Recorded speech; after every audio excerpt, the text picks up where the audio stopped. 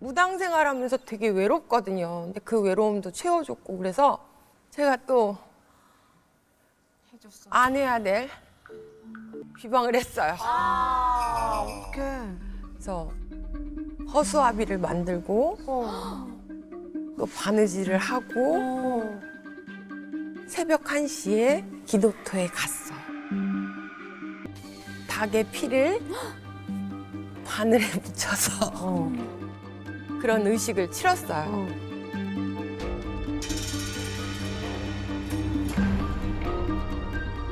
그리고 나서 잠잠해졌대요, 그 남자가. 오, 다행이다. 근데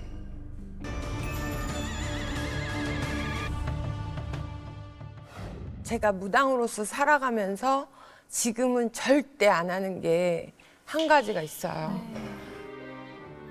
왜 이제 그걸 안 하게 됐는지를 말씀을 해드리려고 합니다. 제가 아기 때요. 그러니까 그걸 애동 시절이라고 얘기를 해요.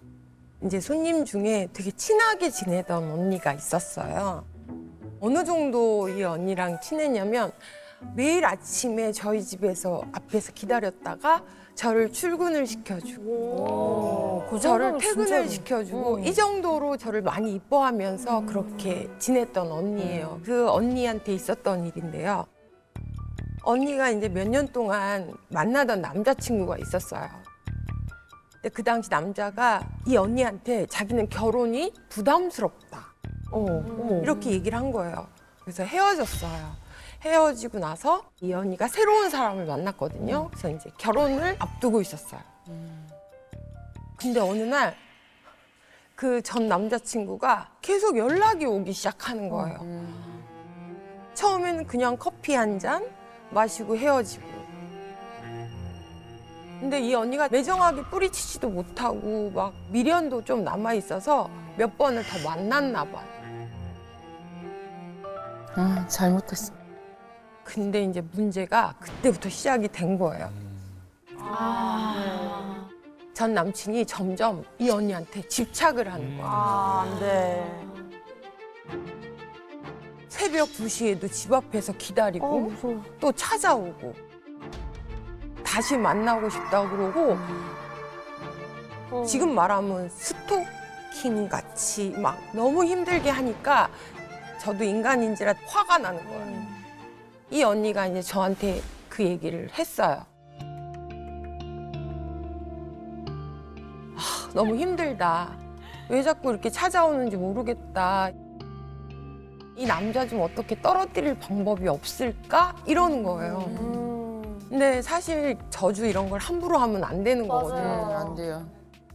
무당 생활하면서 되게 외롭거든요. 근데 그 외로움도 채워줬고 그래서 제가 또 안 해야 될 애기님. 했어요? 비방을 했어. 비방을 했어요. 어떡해.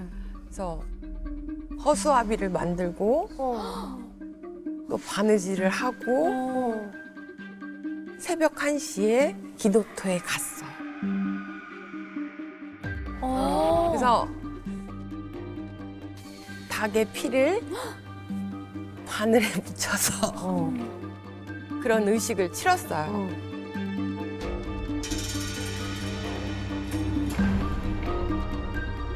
그리고 나서 잠잠해졌대요, 그 남자가. 오, 다행이다. 근데 제가 이상한 거예요. 몸도 아프고. 그래서 막 119를 제가 불렀어요. 웬일이야. 그리고 또는 저는 예약이 그때 당시에 1년씩 밀려 있었거든요. 근데 예약들이 계속 캔슬이 나는 거예요. 물론 다는 아니지만.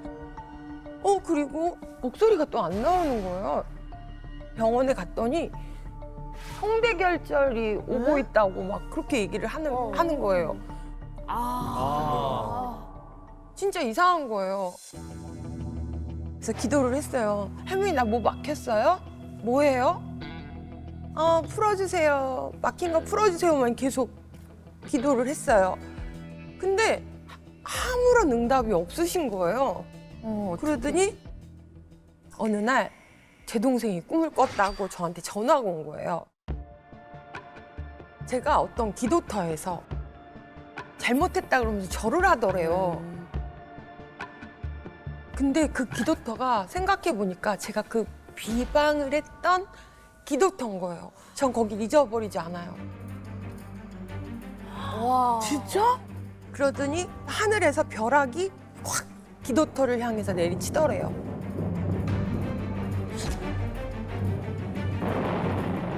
거기서 피가 확 쏟아나서 웅덩이가 생기더라는 거예요.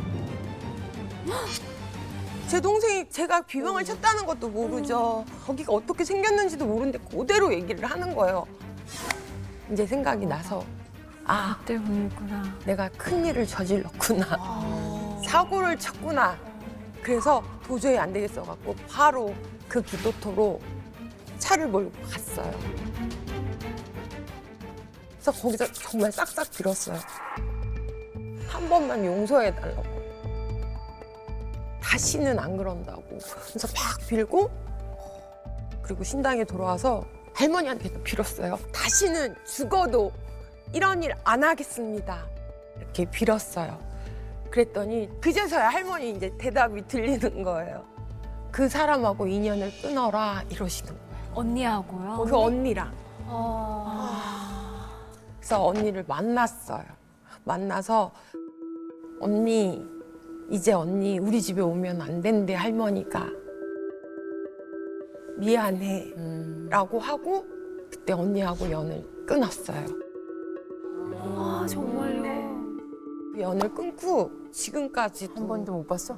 보지 못하고 있어요. 근데 제가 그때는 정말 철도 없었죠. 겁도 없었죠. 애동이고. 그래서 그날 이후로 이제는 저주, 살날리는 거 이런 건 절대 안 해요. 왜냐면 저한테로 왔잖아요. 아. 그래서 역사에 그러니까. 맞은 애기, 애기군요. 다른 애기인 줄 알았는데 천신 애기님이 네. 겪은. 그래도 잘 해결됐다. 진짜 돌아오네요. 그 살을 날린다는 게 정확히 어떤 의미인가요?